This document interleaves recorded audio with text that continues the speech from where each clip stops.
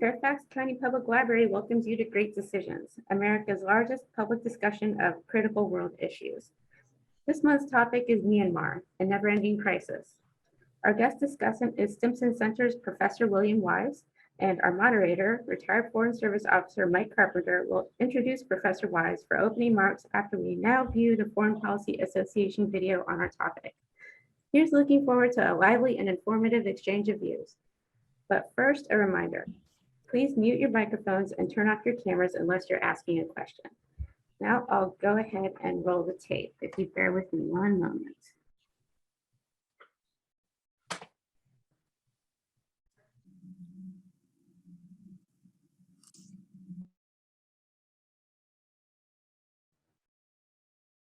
Hi, everybody. At the library, we're having some technical difficulties, and so we might have a brief interruption of services. So I just wanted to give you a heads up. We might have to have everybody re-log in, but I'll let you know when I know for sure.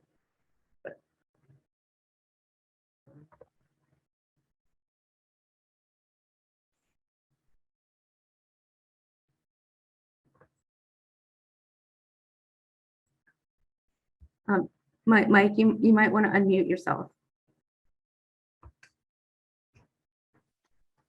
There we go. Good. Hello, everyone. I'm Mike Carpenter, and it's my great pleasure as moderator to welcome today's guest discussant, Professor William Wise. Professor Wise's government and teaching career has focused on defense, security, and intelligence issues in Asia. He is currently a non-resident fellow at the Stimson Center, where he chairs its Southeast Asia Forum, promoting the study of Southeast Asia at colleges, universities, and research centers. From 2002 to 2019, he managed the Southeast Asia Studies program and taught at the School of Advanced International Studies at Johns Hopkins University. He was also an adjunct international affairs professor at George Washington University's Elliott School and a public policy scholar at the Woodrow Wilson Center. Professor Wise served in government for over 3 decades. He was Deputy National Security Advisor to the Vice President, Chief of Policy at the U.S. Pacific Command, and Deputy Director for Planning in the East Asia and Pacific region in the Office of the Secretary of Defense. He served in various U.S. intelligence community positions in Washington and overseas. And in 1997, he retired from the U.S. Air Force as a colonel. Professor Wise, we're honored indeed that you've accepted our invitation, and we extend to you the very warmest of welcomes. The floor is yours, sir, for your opening remarks. Thank you very much, Mike, and thank you to all of you for inviting me to join you today to talk about shall I say, extremely interesting but not well understood subject. The country of Myanmar, renamed by the military in 1989 to reflect an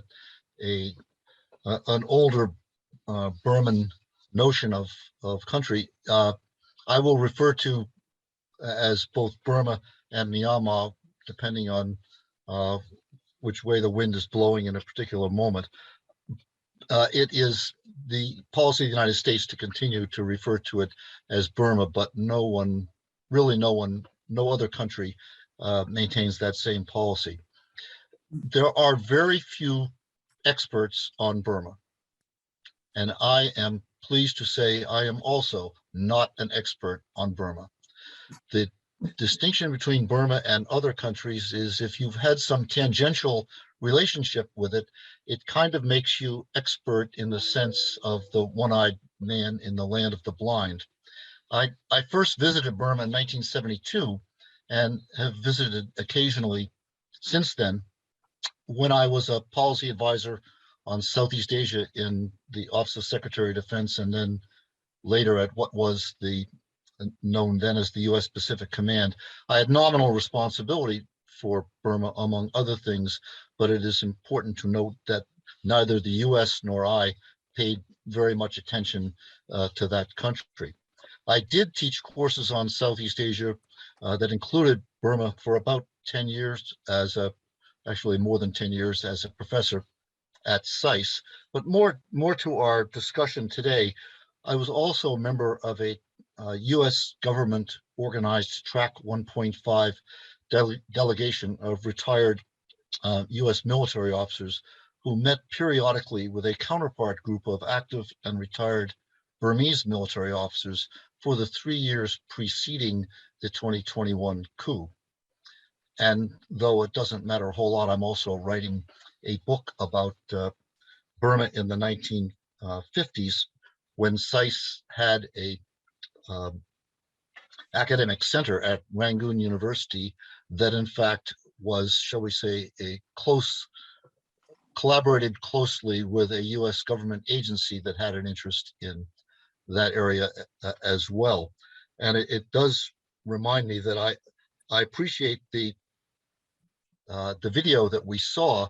It does have what I would call some peculiar errors in it, one of which was the Burma in the 1950s, when the video referred to it as ruled by a king who was assassinated in 1962. This would make a great story.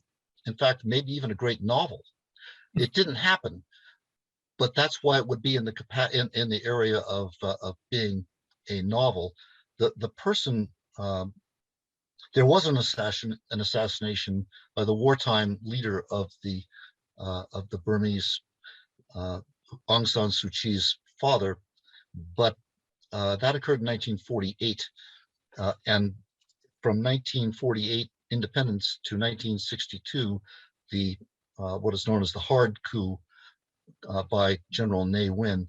Burma was a parliamentary democracy with lots of flaws, but it was a parliamentary democracy and took a real run at establishing a democratic system in a multicultural, multi-ethnic state.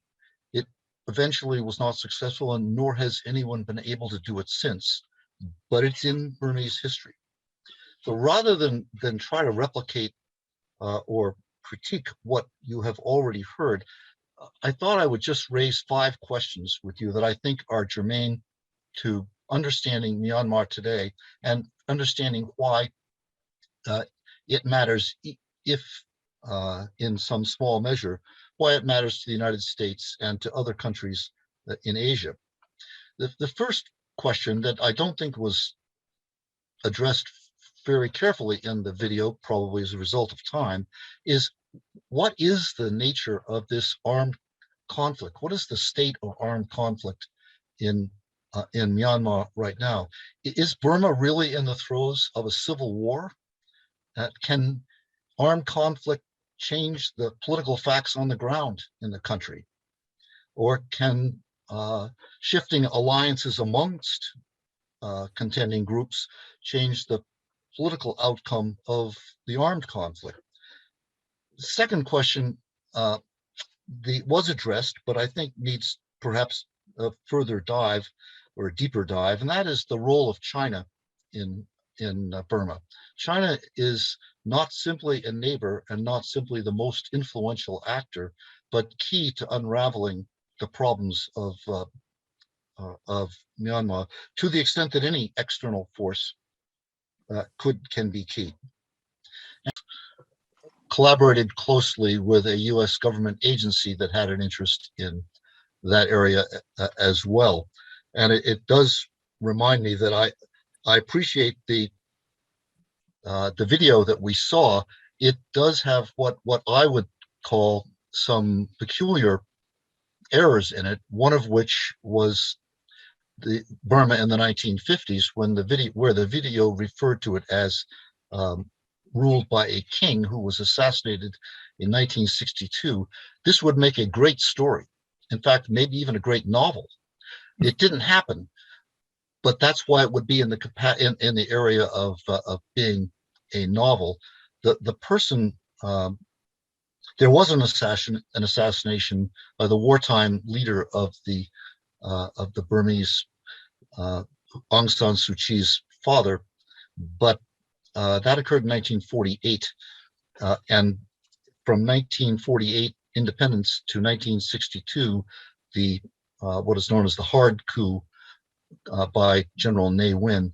Burma was a parliamentary democracy with lots of flaws, but it was a parliamentary democracy and took a real run at establishing a democratic system in a multicultural, multi-ethnic state. It eventually was not successful, and nor has anyone been able to do it since, but it's in Burmese history. So rather than try to replicate or critique what you have already heard, I thought I would just raise 5 questions with you that I think are germane to understanding Myanmar today and understanding why it matters, if in some small measure, why it matters to the United States and to other countries in Asia.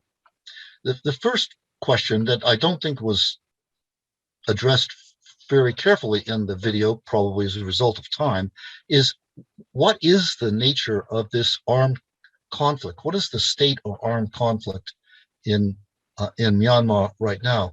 Is Burma really in the throes of a civil war? Can armed conflict change the political facts on the ground in the country? Or can shifting alliances amongst contending groups change the political outcome of the armed conflict? The second question was addressed, but I think needs perhaps a further dive or a deeper dive, and that is the role of China in Burma. China is not simply a neighbor and not simply the most influential actor, but key to unraveling the problems of Myanmar, to the extent that any external force can be key. And because it's also in the Great Decisions system, I thought perhaps you might want to also talk about Russia's role in Burma. The third question concerns Southeast Asian states, and essentially the question, what is the ASEAN role in Burma? And here I also think it's important to correct the video. The term alliance has not, by anyone else I know of, been applied to ASEAN, nor should it be. ASEAN is not now, nor has it ever been, an alliance of countries bound by some common, written agreement that would require others to work one country to work in concert with others. It's a loose political grouping of regional states, and not much more than that. But it does beg the question, what is ASEAN's role, and is it possible that ASEAN could use what little influence it has to affect a political outcome in the country? The fourth question, of course, was, I thought, dealt with quite well in the video. What are U.S. interests in Burma? What is U.S. policy? Does the U.S. have any possibility of helping to produce a positive outcome in this united country? And lastly, but most importantly, the future, which is, here I would paraphrase Lenin's what can be done question. The problem is, as was put in the video, how can political differences among these Burmese groups be resolved? Through negotiations and compromise, by some sort of power sharing arrangement, or only by means of force? It is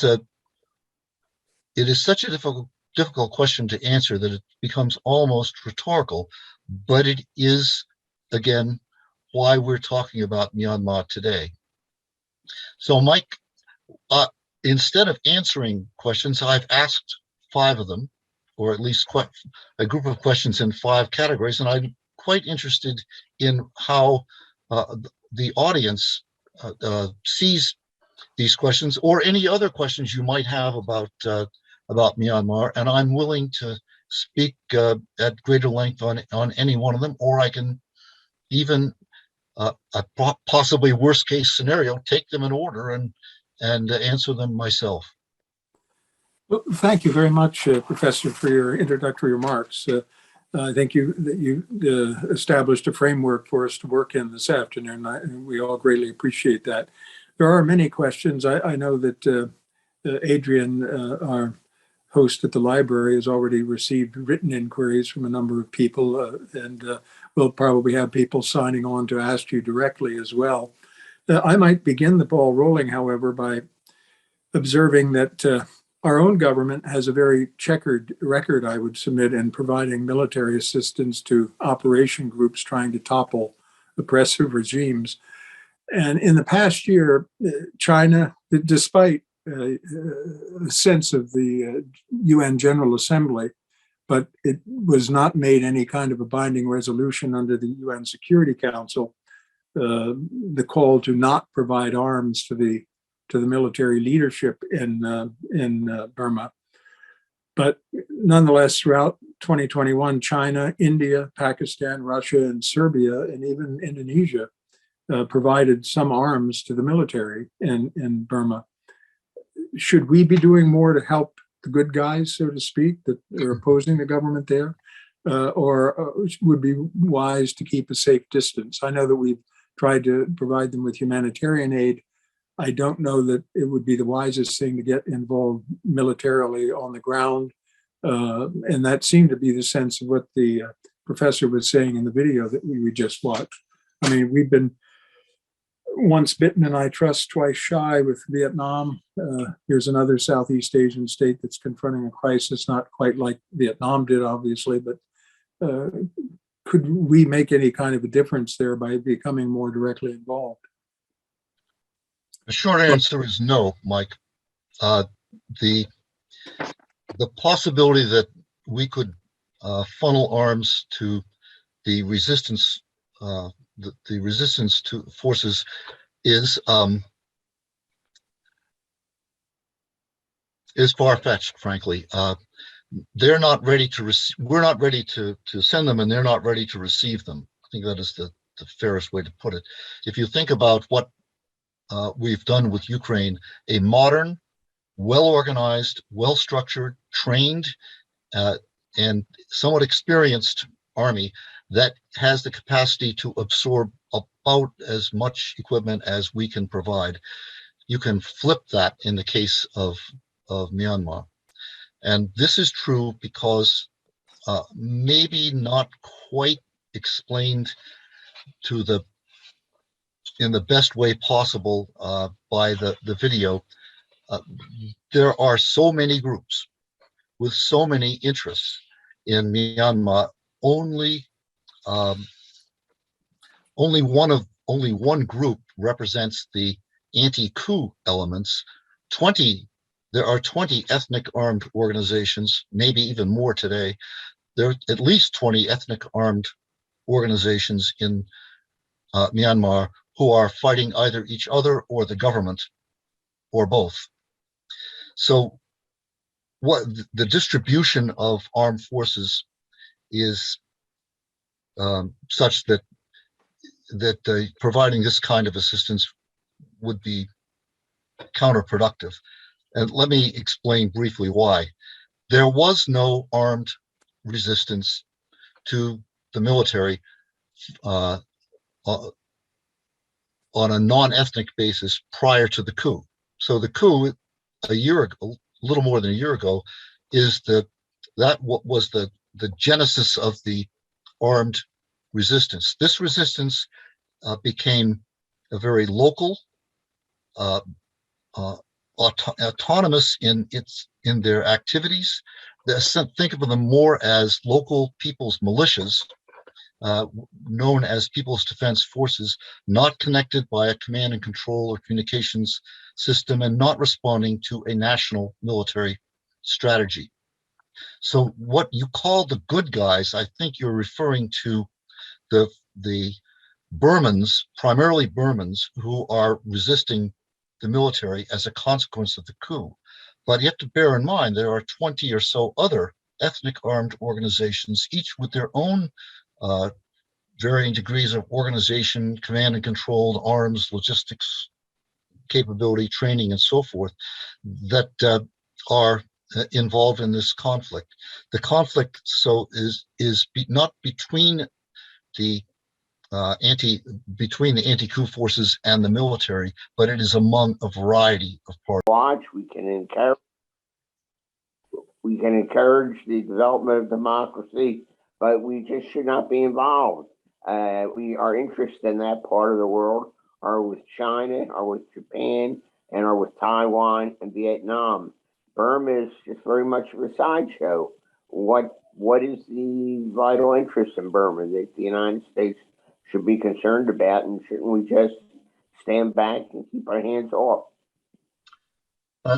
In fact, you have encapsulated U.S. policy to stand back and keep our hands off. But we are, as you know, we are unable to stand back entirely from any place in the world, no matter how minor our interests may be. That I think there's a general agreement. We do not have vital national interests in Myanmar, but we do have interests, and some of these interests matter to different groups that influence American policy. The most obvious interest is geography. Burma does lie between Southeast Asia and South Asia in a place with a enormous potential for economic activity. It's rich in natural resources, not just the gas and some oil that is offshore, but all manner of other natural resources in the country, from simple products like timber to more exotic kinds of minerals and the like. So there is geography is interesting there, and as a consequence, we do have minor investments, but very minor private sector investments outside of Chevron's interest in the gas and oil production that Myanmar has. We do have also a third interest, and that is in reducing the production and distribution of methamphetamines, not just in Southeast Asia, but elsewhere in Asia and globally. We have a concern, I don't know if it's an interest, but a concern about expanding Chinese influence in Southeast Asia, which is sometimes manifest in Chinese relations with Myanmar. We do have, depending on which party is in power, a rising or falling concern about democracy and human rights, and the reduction of authoritarian regimes in Southeast Asia. But I think that probably comes at the bottom of those five interests. So we do have interests, but you're absolutely right. There are no vital national interests that have suggested to anyone that the United States should intervene either militarily or politically in solving Burma's problems. And you know, the emphasis on Burma, when you mention the word problem, I think of the number of ethnic groups that one has to deal with there. I think I read a number, something like 135 different specific ethnic groups. And you'd mentioned earlier the armed ethnic organizations, and also you have these people defense forces as well, other small militias strewn throughout the country, literally hundreds and hundreds of groups. It seems to me almost a totally ungovernable country in that sense. I mean, you have the core Burman population in the Irrawaddy Valley, but then, as we saw on the map during the presentation, it's a rainbow of different ethnicities and peoples around the country. And you know, the British really couldn't make much sense out of it, and the Burmans themselves can't either, it appears. So, I mean, really, how do you see all this ending, if it can end at all, and have a cohesive government in the country that has any pretense of becoming democratic? I think that the one way to look at this, to look for an answer to this, Mike, is to sort of separate these three, the three contending categories of governing wannabes, as it were, in Myanmar. The first being the Burmese armed forces, known as the Tatmadaw, which has governed the country on and off for most of its history. They are in conflict with and I might add, it's not just an army. It is it's a political body, and it's also the most important economic body in the country, as it controls most of the economy through its network of businesses that they run. So the Tatmadaw, the Burmese military, is the Burmese state right now. These various ethnic armed organizations, the 20 that I mentioned, most have been in conflict with the Tatmadaw since independence in 1948. I mentioned that they are varying degrees of military capability, but they are all significant in political terms. They control areas outside of the central part of Myanmar, where the Irrawaddy and other rivers make farming easiest and most productive. They are geographically isolated. They're separated from the rest of the country, and the army has been happy to deal with them in that way. The primary dispute between the army and these ethnic armed organizations is whether or how Burma should adopt a federal structure that would give the ethnic minorities a degree of autonomy in their respective regions.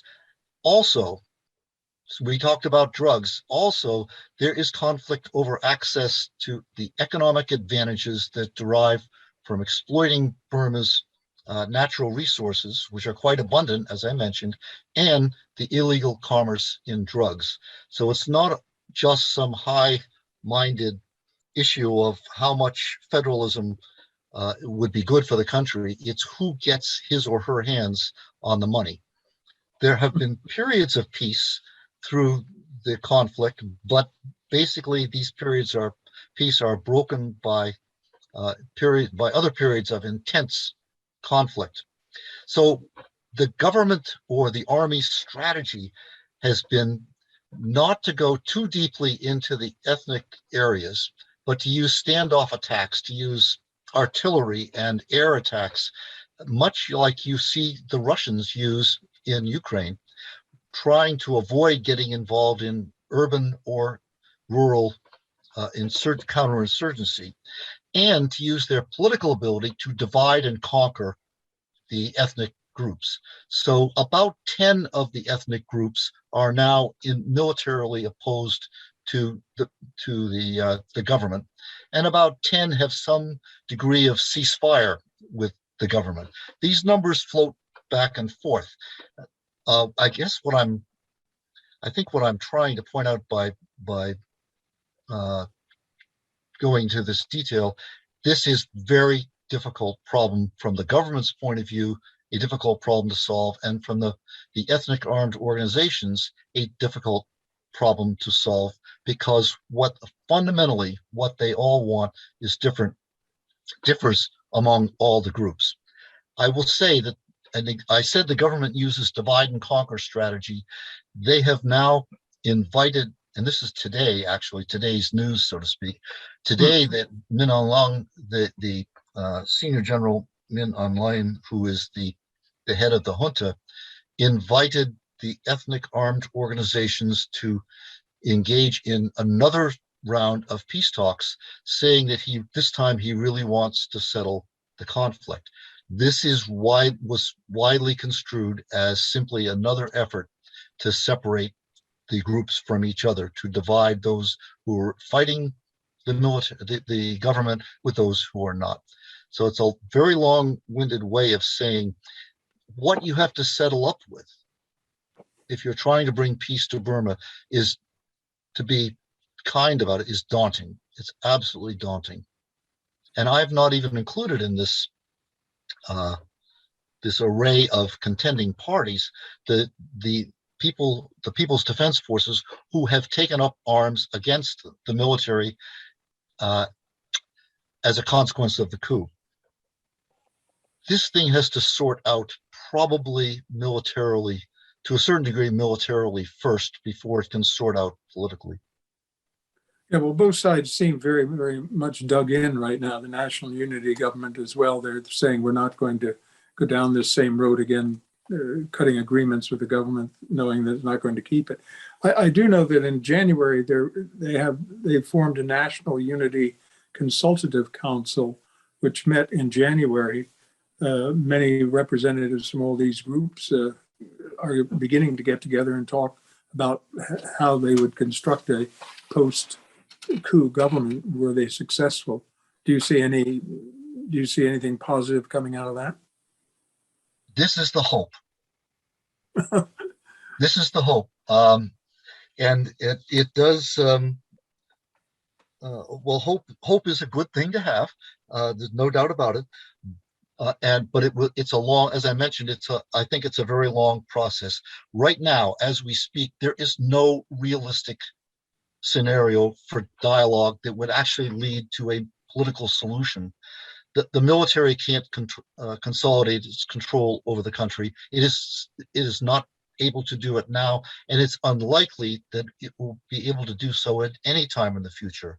The ethnic armed organizations that are part of this NCC dialogue are very wary of the military because the promises have been that they have made with ceasefires and federal arrangements and so forth have been broken by the military so often in the past. But also the ethnic armed organizations do not trust the National Unity Government, the anti-coup element, because it's composed primarily of the Burma ethnic group, or Burmans as some would call them. And this relationship between the ethnic groups and all Burmans, whether in the military or not in the military, has been a fraught arrangement for so long that it will take a great deal of consultation for a national consultative committee to produce anything useful. I go back to the point that the ethnic armed organizations and the National Unity Government are first going to have to reach some kind of a military alliance and create a military circumstance that causes the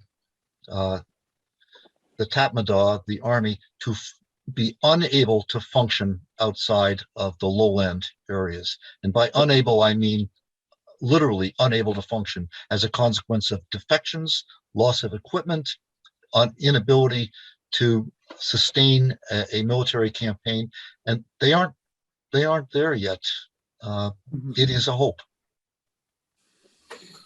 All right. We've Yes, got a question from Judy. Could you expand on China's future direction and the UN's role in humanitarian interests? On China's engagement?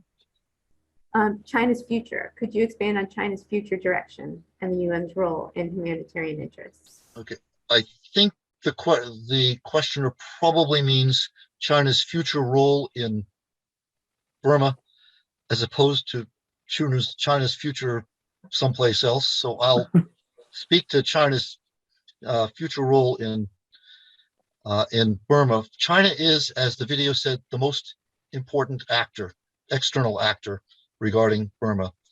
There are four things that, and China does have vital interests. There are four of them. The first is geography. There's a very long border. China requires tranquility on its border to do what it wants to do, which is to access the resources in Burma for the benefit of China. So so geography is an important aspect or important national interest for China, and a war on its border is not acceptable.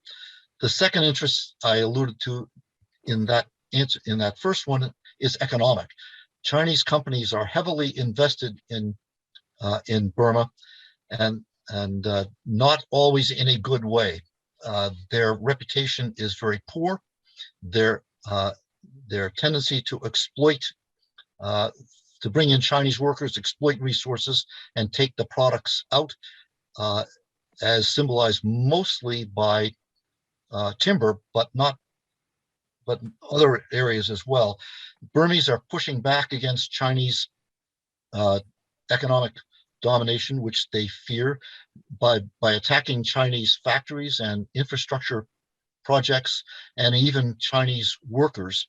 So the Chinese, while they have a deep economic interest, that economic interest is under challenge. That leads them to a very strong political interest. They want a friendly, that is a fundamentally non-Western oriented government in Myanmar. And that's why they've had a long-term friendship with Aung San Suu Kyi and the National League for Democracy, her political party. The Chinese, unlike the suggestion in the video, the Chinese really disapproved of the military coup in 2021, but tried to remain neutral in its aftermath. There were a series of attacks on Chinese factories, however, that pushed Beijing to establish diplomatic ties with the junta, which they have now done, and increased their reliance on the Burmese army for security for their economic interests. Moreover, China is a major source of weapons for the Tatmadaw, or put in reverse terms, weapon sales to Burma are a good source of income for China. And lastly, China has a security interest, not just the geopolitical interest that I suggested earlier when I mentioned geography, but also the prevention of a spillover of violence into southern Yunnan province in China. Yunnan province has some significant or political significance in China. It is one of the more autonomous areas in China, and one that the government, the central government, wants to keep good relations with. Keeping good relations means promoting economic development there, and promoting economic development requires a good relationship with Burma. The other part of the question was a kind of a what can ASEAN do, I think? UN, the UN. Or I can throw it all in one pot, actually. Virtually nothing. And it applies to almost any of the three that you mentioned. The ASEAN 5 points that were talked about in the video are irrelevant, in my view, irrelevant to solving the problem. They are traditional diplomatic speak or diplomatic tools that simply are not germane in this situation, not relevant to this situation. The UN, likewise, there is a special UN rapporteur on Burma and there has been for some time. That function has never been able to produce other than reports which highlight the fact that there's something terribly wrong in that state. So I don't think you can put much hope in ASEAN. I don't think you can put any hope at all in the UN, and neither the Burmese nor the Americans see a significant role for the United States, other than sort of a cheerleader for the opposition groups to the junta, but no one sees a significant role for the U.S. in solving this problem. It's interesting you mentioned the UN. The special envoy that they've nominated, Miss Nolene Heiser, I believe her name is, from Singapore, I think got off to a rocky start in February when she suggested that the pro-democracy group should negotiate a power-sharing agreement with the military. And there was immediate protests from, I think, some 247 different civil society groups rose up and said, no, we're not going to do this. And then she made some other proposals and trying to bounce off of the 5-point consensus of ASEAN, and that really hasn't gotten anywhere.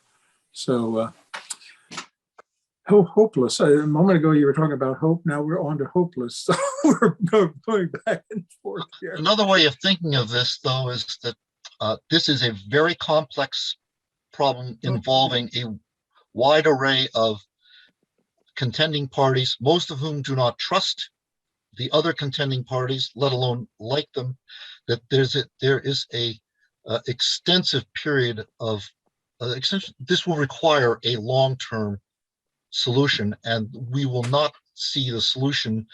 I don't think we'll see a solution presented today or in the near term that even that lays out a roadmap for how to achieve it. This is going to be an iterative process when the opposition to the military coalesces amongst enough groups to make it significant from the point of view of the military. And they will always resort to divide and conquer, so that has to be fixed as well. Indeed. I have Any another other question. questions, Adrian? I have another question. Okay. Okay. I don't really see Burma as a country. I see it as a product of British imperialism. It was put together in the afterthought of the end of the Second World War. And when the British were getting out of India, they created India, Pakistan, and Burma. And they didn't really ask the people of Burma if they wanted to be together and they wanted to have a country together.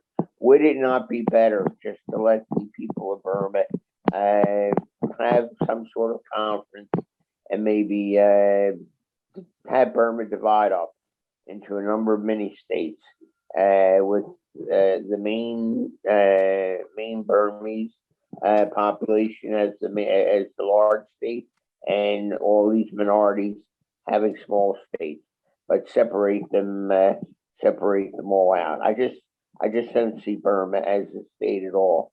And also, in addition to that, I don't think we're always interested in exporting democracy to these countries, and democracy may not be suitable for a country like Burma in its present state of development.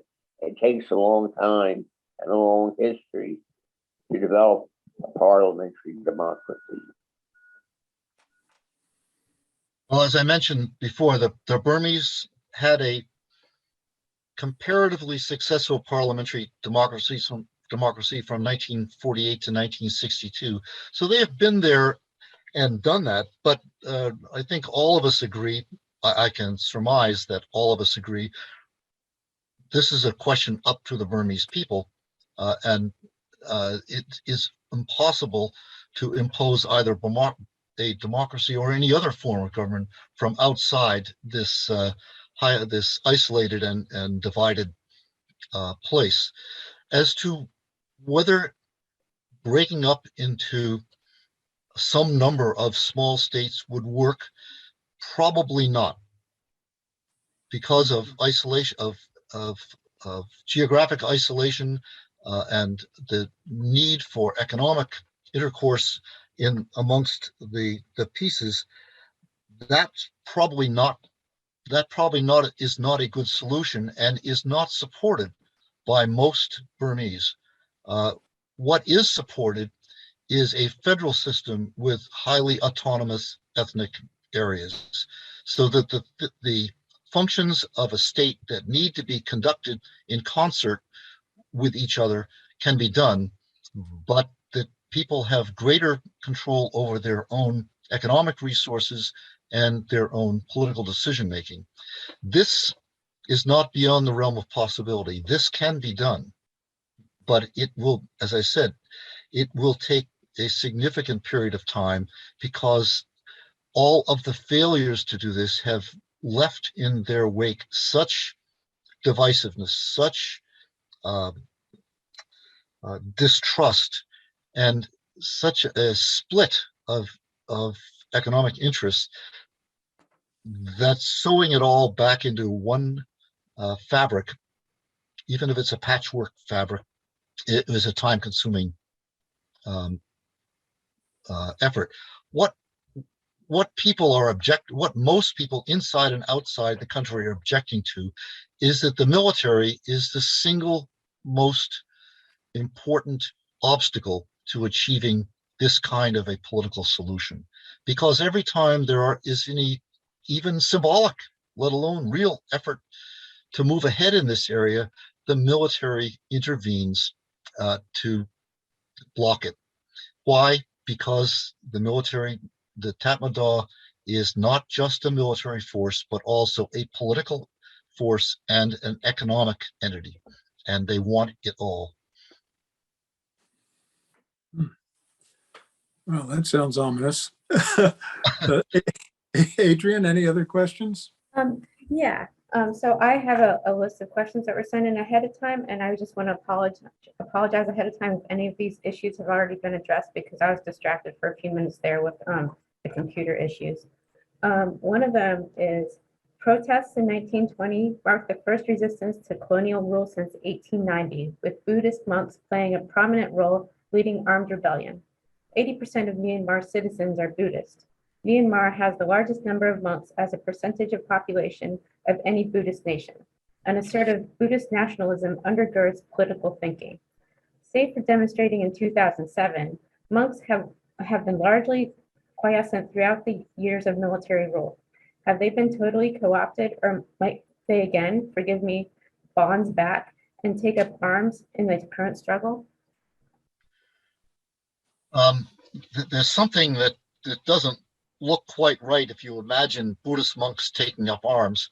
The real problem is the concept of Buddhist nationalism set against the fear of Islamic groups growing in number. The root of Buddhist nationalism has been not not fear of the ethnic groups, but fear of groups like the Rohingya. There are followers of Islam spread throughout the country, but in Rakhine State, as you saw in the video, in the southwest corner of Burma, the Rohingya group came to embody what Buddhists feared, a group with a very high birth rate dealing with a Buddhist group with a very modest birth rate, and with the notion of outsiders coming in and changing the very character of Burma. Whether there's a reality basis for their fears, notwithstanding, setting that aside, it is a very real concern amongst Buddhist nationalists. The military has cultivated these Buddhist concerns. Some would say cleverly, others might say naturally. Whichever the case, the military has cultivated these concerns, fanned the sparks of Buddhist nationalism, and created for many people a real sense of danger. But it's danger that only affects a small minority of Burmans, and that is the Islamic minority. I don't know if that's an answer or a complaint, but it's somewhere in between. But the Buddhists did play a part, I think, wasn't it, in the 2008 demonstrations and so forth? Didn't they become rather more militant at that time? Their militancy seems to ebb and flow with their relationship with political groups. But yes, you are right. Right. Any other questions, Adrian? Yeah, another is Thought You in The Hidden History of Burma says that Aung San Suu Kyi is, above all else, a conservative Burmese nationalist. He quotes from a 1980s essay she wrote in which she described Indian and Chinese immigrants acquiring a stranglehold on the Burmese economy, striking at the very roots of Burmese manhood and racial purity. This doesn't sound like the musings of a Nobel Peace Prize winner. Has she evolved over the last 40 years? Let's say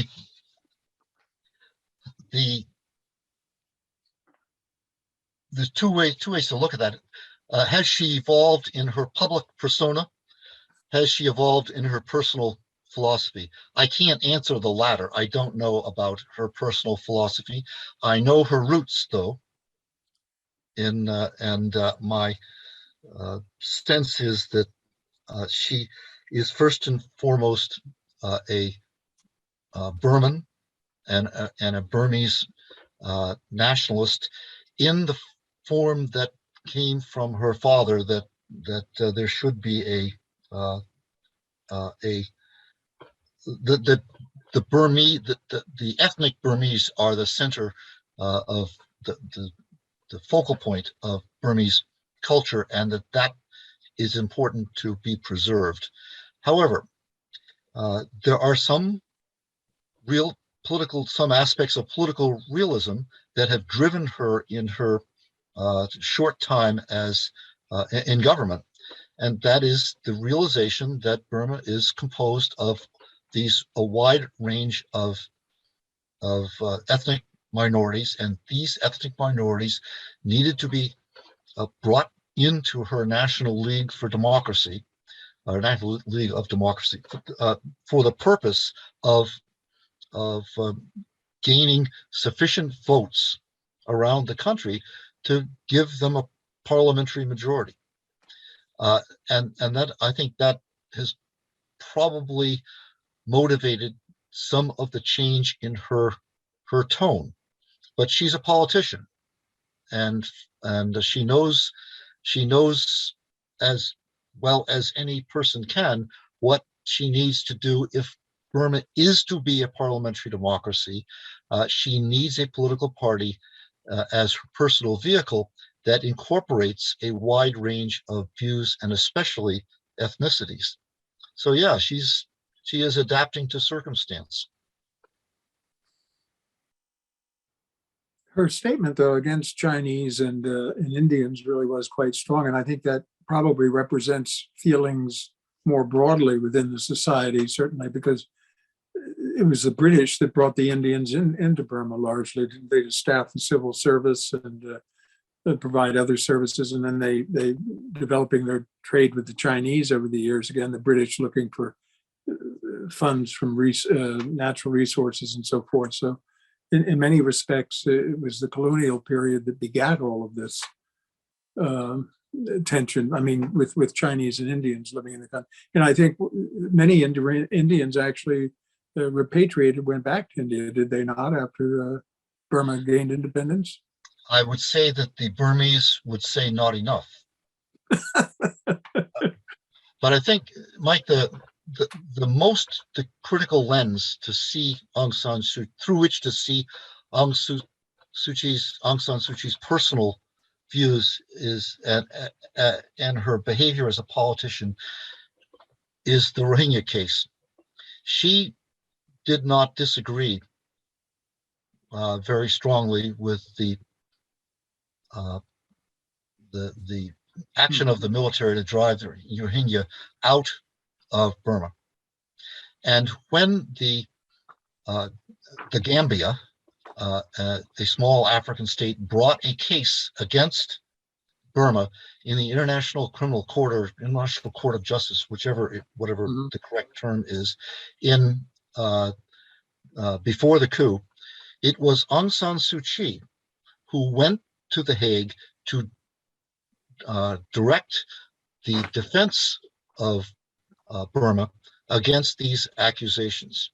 Mm-hmm. I might point out that subsequent to that, the United States accused the Burmese government that she had headed at one time of genocide in the case of the Rohingya. And since she spoke up, not just spoke up, but was the official voice of defending the Burmese action in a international body, she probably absorbs the same accusations of genocide, which make it an odd circumstance for the U.S. to be so supportive of her. But you can see this is politics, Burmese style.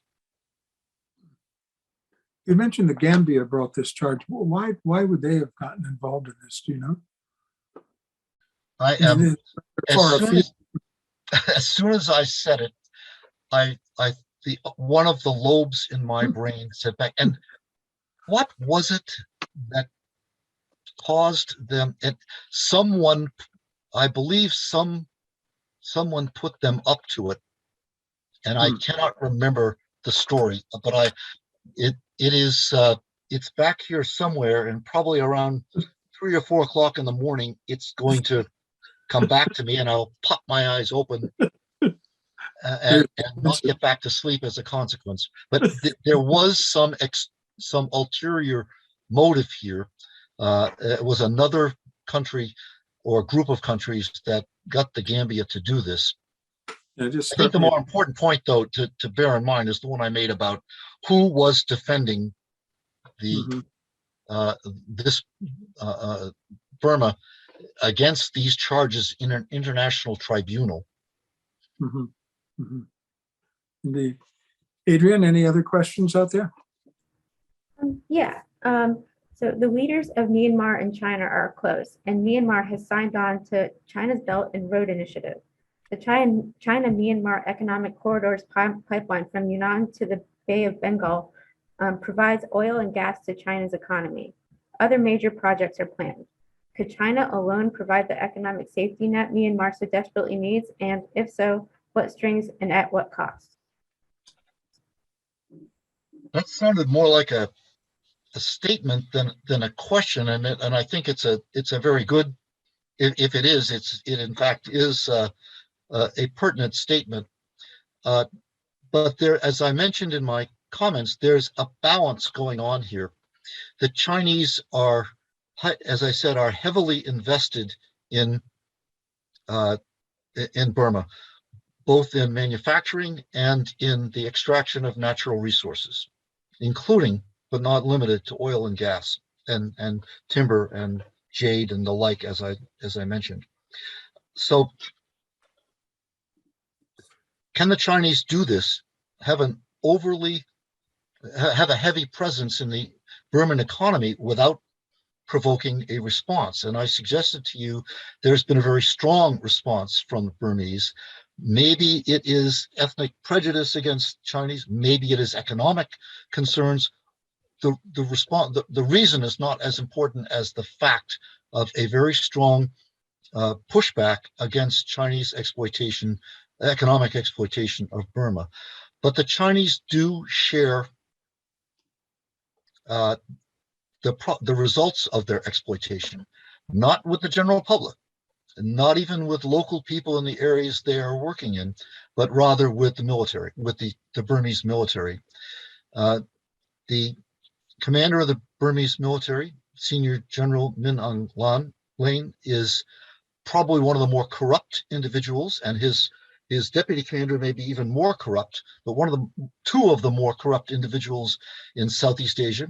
And the Chinese have been able to deal quite easily with them and with other Burmese military commanders in order to insulate them against government reaction.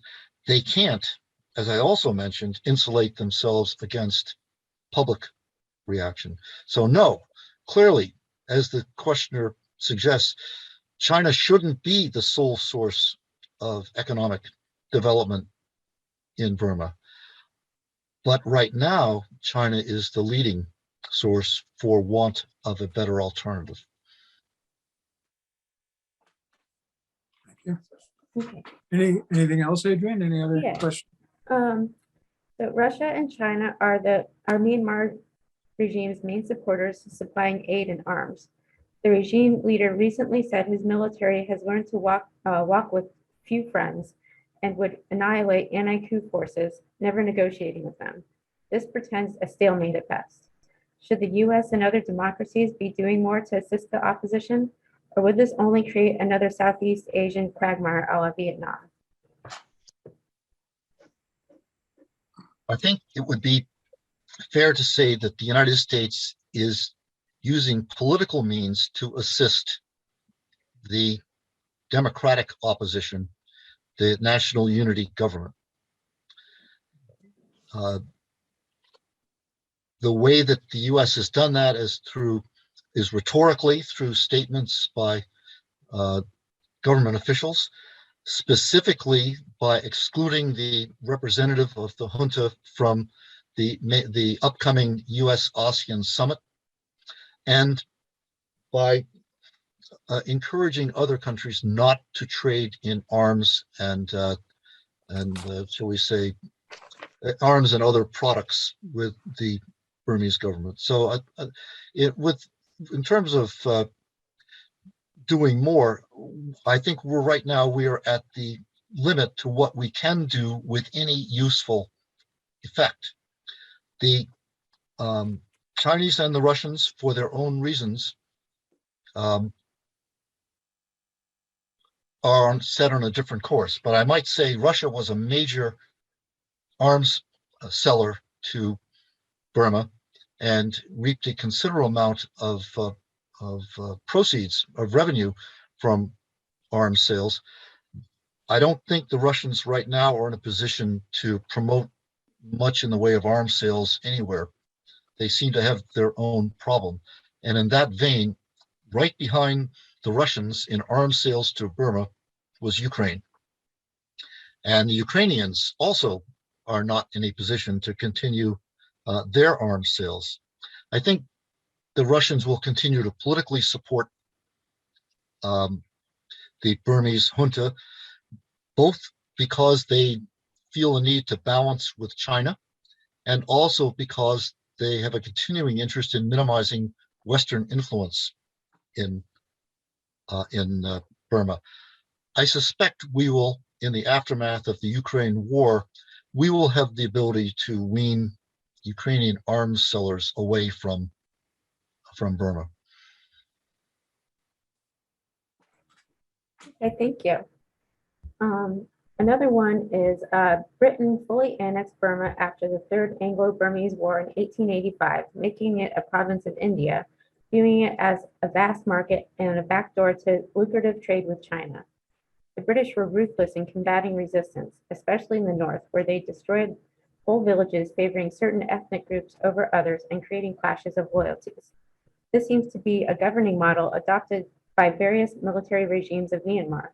Were they apt pupils of their former colonial masters? I'm sorry, I missed the last sentence in that. Oh, were they apt pupils of their former colonial apt masters? pupils. I think the answer to that is an overwhelming yes. The subsequent Burman-based Burmese governments have done their best to exploit the ethnic groups' differences with each other and with the lowland Burmans. That notwithstanding, if a parliamentary democracy were to emerge, as I suggested earlier, whoever is in power in Yangon would have to have a more enlightened policy with regard to the ethnic minorities in order to win votes. You know, it's interesting because I think the Constitution that was adopted in Burma in 1948, after their independence from Britain, it guaranteed more autonomy to the ethnic minority states after a period of 10 years. But that never materialized. It never came to be. I mean, it just continues on as this ongoing thread in the country. I don't know. It's just so frustrating to see a country like this so riven with these disputes and tensions. And yet, as you say, what can one do? You sort of sit back and say, well, have at it, guys, and may the best man win.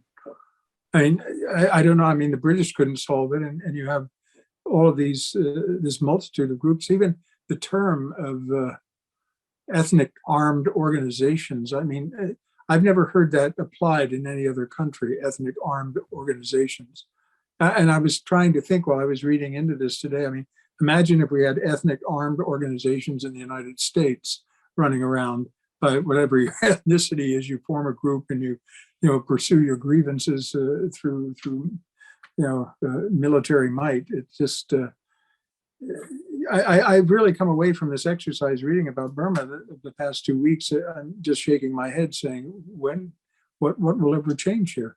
What really meaningful will ever change that this body, this group, 58 million people can live in harmony? I don't know. Hopeless rings more in my ears than hope does. I don't know that there's a book for speakers, but if there is, it probably says, do not leave the audience without hope.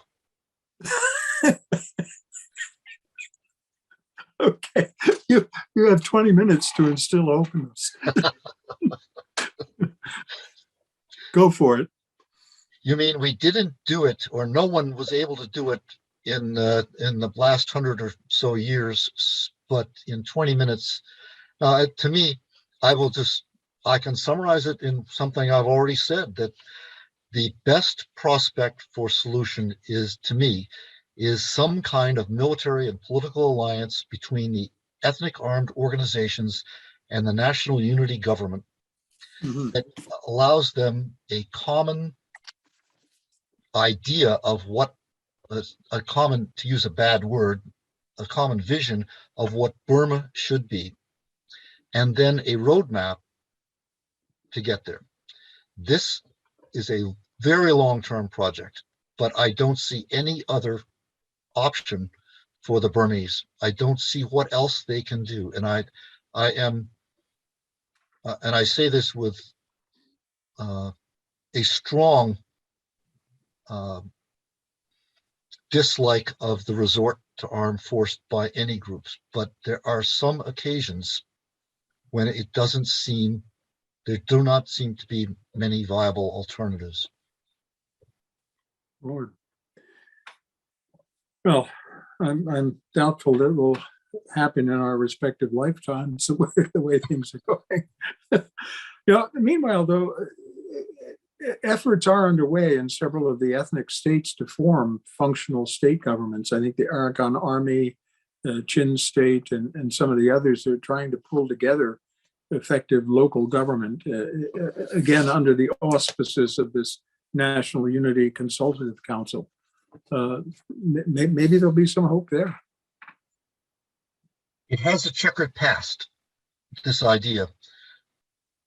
Most recently, when Aung San Suu Kyi came to power, what Suu Kyi said was that if you vote for the NLD, I will put NLD politicians, allow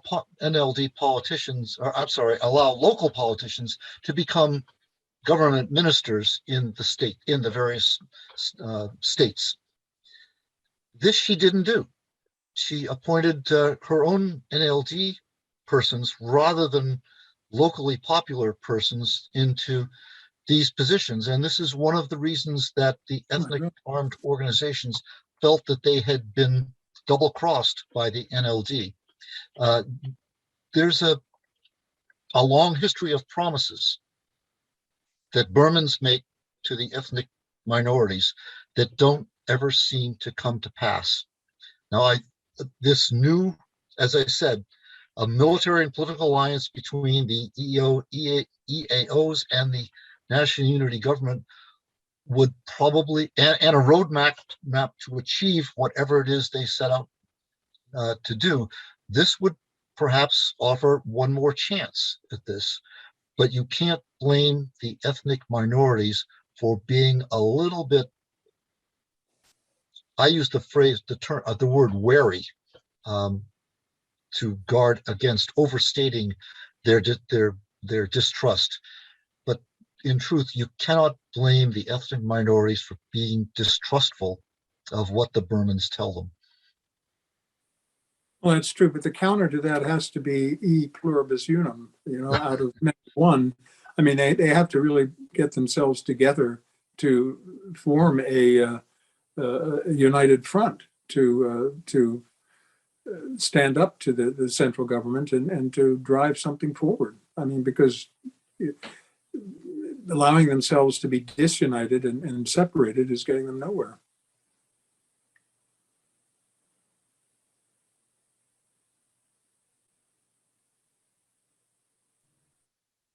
That's not a freeze frame. I'm just suggesting, yes, that is what I'm suggesting. I thought perhaps you were stunned. No, I mean, insight. that is what I've been suggesting. And Yeah. As I said, the unfortunate part of it is it can't just be a political effort. It has to be a military effort that is successful enough to dissuade the army from continuing its current policy. And that Yeah. will take something to do. Indeed, it will. Any other questions as we draw down here, Adrian? Yeah, there's, okay, so both Myanmar and the United States held national elections in November 2020. In both countries, the losing party called fraud. A pure coincidence, or are the losers in Myanmar perhaps following the Trump playbook?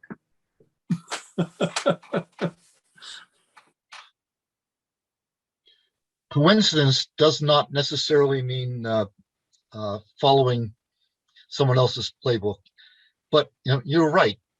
Losers in elections often claim fraud. The army, I will not get into the U.S. election situation, but rather just the Burma situation. The army claimed fraud as a pretext for seizing power. Period. That's what it was. That's what happened. And of course, that isn't what happened here. As I said, I will let a thousand flowers bloom in U.S. domestic politics, but you hired me to talk about Burma, and I can say Right. that it is without. I have no problem in asserting that it was that the claim of fraud in the Burmese election was a pretext for the army seizing power, which they did. Indeed, indeed. Getting back to ASEAN for a moment, there was some time before they appointed, I think, a special envoy to meet with the Burmese government. There was I think, a deputy foreign minister in Indonesia that was to have become that envoy, and he never got off the ground. And then suddenly Cambodia took over the chairmanship, and now their foreign minister has become the special envoy to Myanmar. He met with the leaders in March of this year, and achieved really very little. And given the political proclivities in Cambodia, I don't think that their government would be necessarily overly enthused and pressing for a democratic solution to take place in Myanmar. Again, this just points up the further fecklessness of ASEAN insofar as this is concerned. It's instructive that when the Cambodian envoy went to Yangon to meet with the government, he was following the 5 points that ASEAN had adopted in its previous meeting. And among the 5 points was that an envoy should be appointed to meet with all of the contending parties. And it was the military government, the junta in Yangon, that refused to allow the Cambodian minister to meet with the opposition. He refused the request to meet with Aung San Suu Kyi, refused the request to meet with senior NLD leaders. Well, so much for dialogue. As I said, not going to be dialogue until one or more of the parties believes there is no other alternative. Right. Very good. Adrian, I think we're running out of steam here. Perhaps you have one more question to ask, unless... Okay. In her book, Making Enemies, Mary Callahan says the Myanmar military is not invincible. She maintains it is held hostage by powerful regional commanders, rests on a divided military organization, and relies on officers with no combat experience and troops who act more like hoodlums than peacekeepers. She maintains this begets political deadlock. Is she right? Yes. And by the way, when I said there are not very many experts on Burma, Mary Callahan, is one of the absolute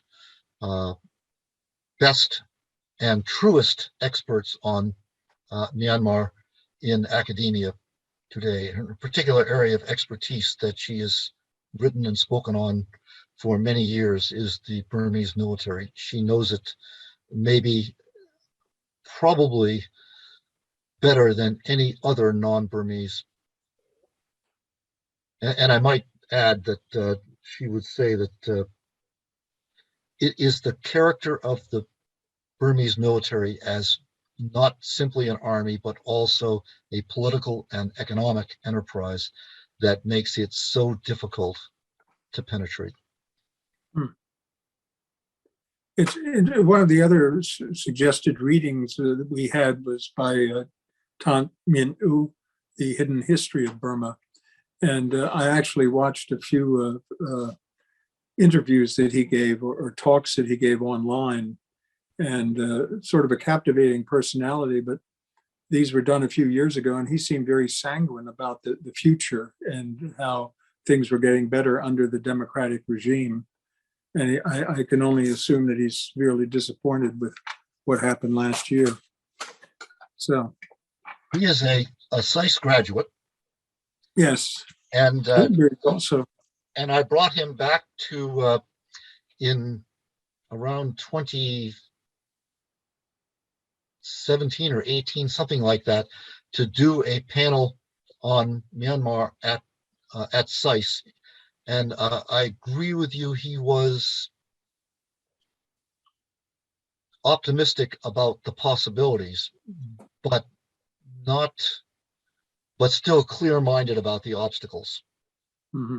And I think he would be, I haven't talked to him since the coup, but I think he would be deeply disappointed, but not necessarily deeply surprised by the turn of events.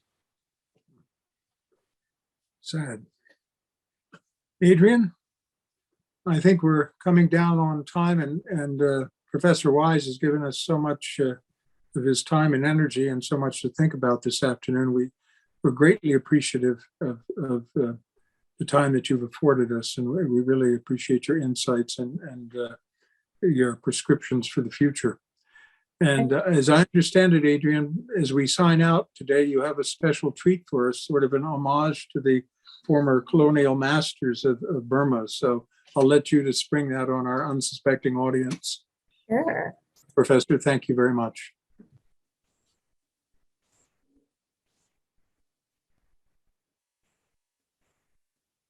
Mandalay by Rudyard Kipling. By the old Bullmine Pagoda, looking lazy at the sea, there's a Burma girl a-shedding, and I know she thinks of me. For the wind is in the palm trees, and the temple bells, they say, "Come you back, you British soldier, come you back to Mandalay. Come you back to Mandalay, where the old flotilla lay. Can't you hear their paddles chunking from Rangoon to Mandalay? On the road to Mandalay, where the flying fishes play, and the dawn comes up like thunder out of China across the bay."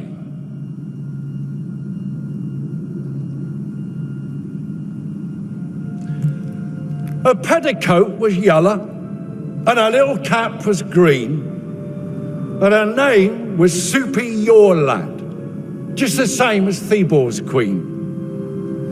And I seed her first a-smoking of a whacking white cheroot, and a-wasting Christian kisses on an heathen idol's foot.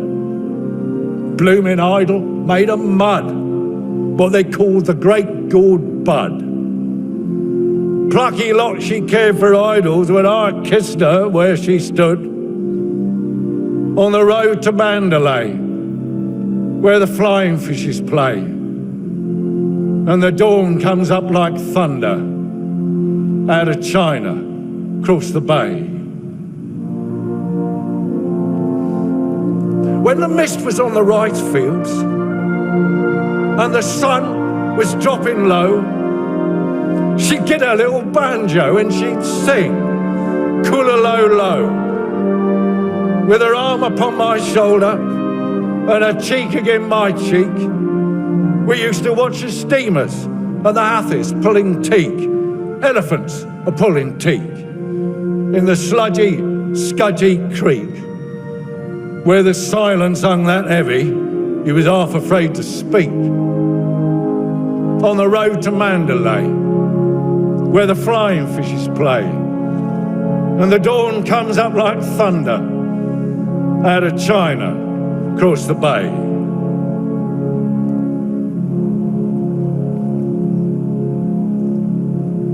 But that's all shoved behind me, long ago and far away. And there ain't no buses running from Bank to Mandalay. And I'm learning here in London what the 10-year soldier tells. If you've heard the Easter calling, you won't ever eat naught else. No, you won't eat nothing else but them spicy garlic smells and the sunshine and the palm trees and the tinkly temple bells. On the road to Mandalay, where the flying fishes play, and the dawn comes up like thunder out of China, across the bay.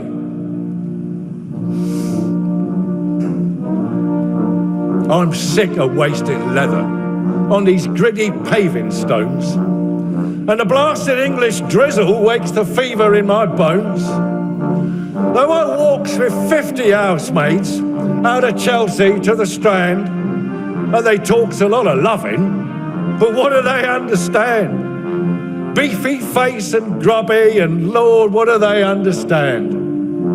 I've a neater, sweeter maiden in a cleaner, greener land. On the road to Mandalay, where the flying fishes play, and the dawn comes up like thunder out of China, across the bay.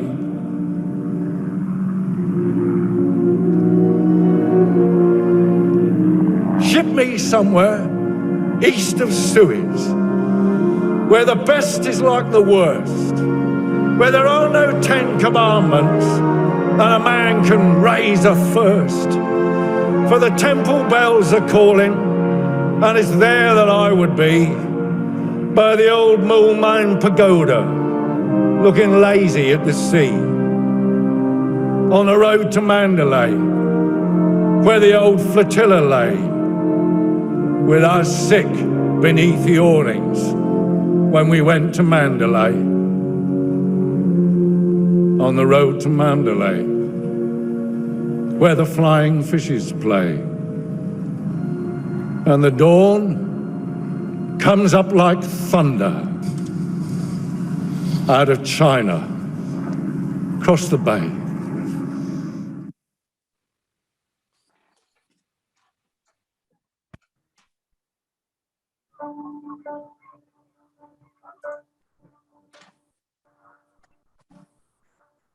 Thank you, Adrian.